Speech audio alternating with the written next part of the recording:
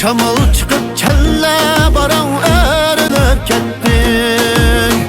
Gülüm minin közlerimge görünüp kettin. Yeni çıkan şu hilal ay okşar kamanğa.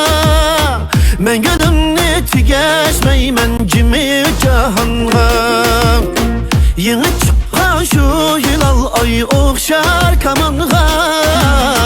Men gülümni tigeşmeymen cimi cahanğa.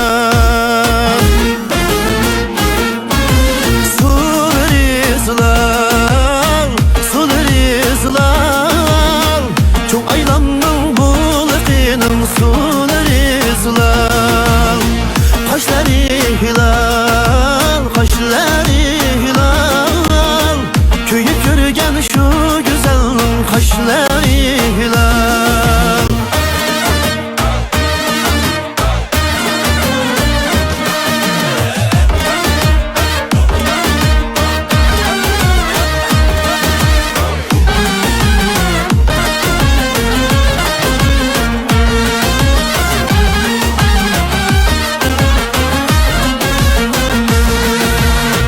Hüsnü kıyak gelpünüp bulak söyledim.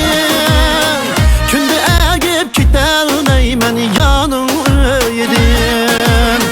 Hüsnü kıyak gelpünüp bulak söyledim. Kündü egip gitelmeymen yanın öyledim. Yar üyige kürelmedim, korudun atlar. Ya çıkmaydı kaldım ikin benden yamallar. Yar üyige kürelmedim, kurudun atlar. Yar çıkmaydı kaldım ikin benden yamallar. Sular izler